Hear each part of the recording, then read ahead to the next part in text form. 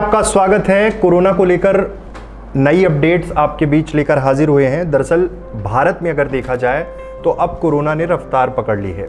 Community spread की बात हो रही है। लगातार ये कहा जा रहा है कि अब तेजी से कोरोना का संक्रमण फैल रहा है। लेकिन सबसे बड़ी बात यह है कि अब जिस फेज में हम लोग हैं, लॉकडाउन 5.0 में हैं, अनलॉक 1.0 भी इसे कहा जाए, क्योंकि अब धीरे धीरे कर तमाम आर्थिक गतिविधियों को शुरू करने की कवायद शुरू कर दी है सरकार ने। भारत में अगर बात की जाए तो 2,26,770 एक्टिव केसेस, मतलब कोरोना के केसेस हैं।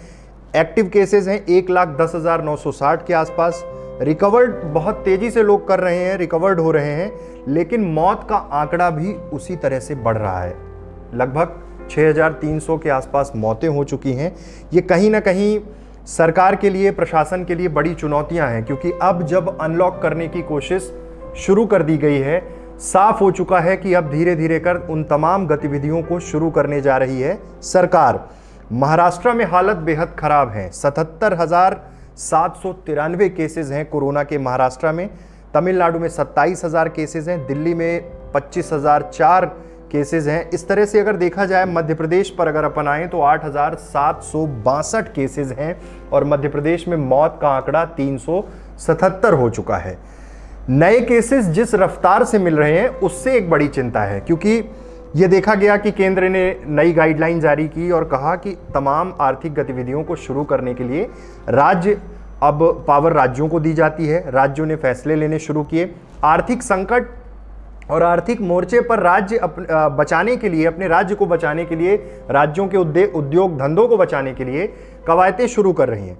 लेकिन सबसे बड़ी बात यह है कि लगातार मरीज बढ़ रहे हैं। बड़ी संख्या में अस्थायी अस्पताल बनाने के लिए कोर्ट ने भी कहा है, सुप्रीम कोर्ट ने कहा है। और इन सब के बीच एक बड़ी खबर यह है कि अब सुप्रीम कोर्ट ने स्वतः संज्ञान लिया है कोरोना के मामले पर, किसी पीआईएल पर नहीं, खुद ही संज्ञान लिया और सुनवाई भी की। सुनवाई में सुप्रीम कोर्ट ने साफ साफ कहा कि राज्य सरकारों को 15 दिन की मोहलत दी जाती है। 15 दिन में वो तमाम प्रवासी मजदूर जो दूसरे राज्यों में फंसे हुए हैं उन्हें अपने राज्य में लेकर आएं। 15 दिन की मोहलत राज्यों को मिली है। सुप्रीम कोर्ट ने कहा कि हम जो करना चाहते हैं वह आपको बताएंगे। कुल मिलाकर सुप्रीम कोर्ट का रुख साफ हो चुका कि जो लोग अब भी परेशान हैं, दूसरे राज्यों में फंसे हुए हैं, आर्थिक चुनौतियों का सामना कर रहे हैं, भूख एक बड़ी समस्या बनकर सामने आई है। 15 दिन का समय सुप्रीम कोर्ट ने दिया है और साफ कर दिया है कि 15 दिन में उन तमाम लोगों को राज्य में लेकर आना होगा। राज्य सरकारों की यह जिम्मेदारी है।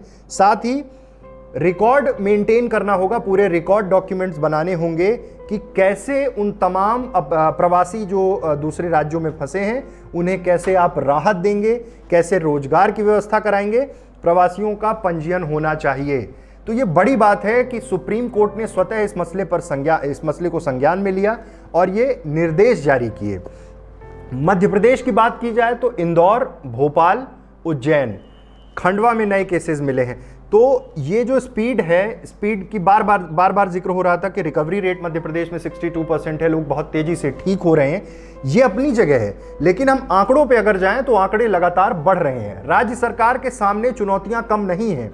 इंदौर के हालात आपने देखे होंगे, भोपाल में किस तरह की परिस्थितियां हैं, आए दिन नए केसेस आ रहे हैं। अनलॉक 1 को लेकर जिस तरह की गाइडलाइन जारी की गई थी, 8 तारीख से तमाम धार्मिक स्थल, रेस्टोरेंट, इन सबको खोलने की कवायद शुरू हुई है। लेकिन इन सब के बीच अगर पूरे देश में एक डेटा देखा जाए, एक सीधे रिपोर्ट्स देखी जाए, तो एक चीज निकलकर सामने आई कि अब लापरवाही फिर से बढ़ रही है। लोग मास्क लगाना छोड़ रहे हैं। उन्हें ऐसा लगता है कि कोरोना खत्म हो चुका है, उन्हें ऐसा लगता है कि कोरोना का संक्रमण अब कम हो गया है, अब उतना खतरा नहीं है, जबकि ऐसा नहीं है। तमाम एक्सपर्ट, ये जितने भी एक्सपर्ट्स हैं, सबकी आप राय सुनिए। उन सब में एक ही चीज निकलकर सामने आ रही है कि अभी कोरोना का संक्रमण समाप्त नहीं हुआ है, ना ही कम हुआ है। अनलॉक 1 के कारण शायद लोगों को यह कंफ्यूजन हुआ कि जब सरकार ने आर्थिक गतिविधियों को शुरू करने का फैसला कर लिया है, इसका मतलब है कि कोरोना का संक्रमण अब समाप्त हो रहा, जबकि आंकड़े आपके सामने हैं कि तमाम राज्यों में किस तरह से, कितनी रफ्तार से कोरोना का संक्रमण बढ़ रहा है। मध्य प्रदेश में चिरायु हॉस्पिटल का काम सबने देखा है। वहां के डॉक्टर्स की टीम जिस तरह से काम कर रही है, वो कोरोना के वॉरियर्स, वो डॉक्टर्स जो काम कर रहे हैं, वहाँ से एक चीज़ फिल्टर्ड होकर सामने आ रही है। डॉक्टर्स के जो एक्सपर्ट व्यू हैं वो ये हैं कि दिन में ज़्यादा से ज़्यादा गर्म पानी का सेवन करें, चाय पिएं।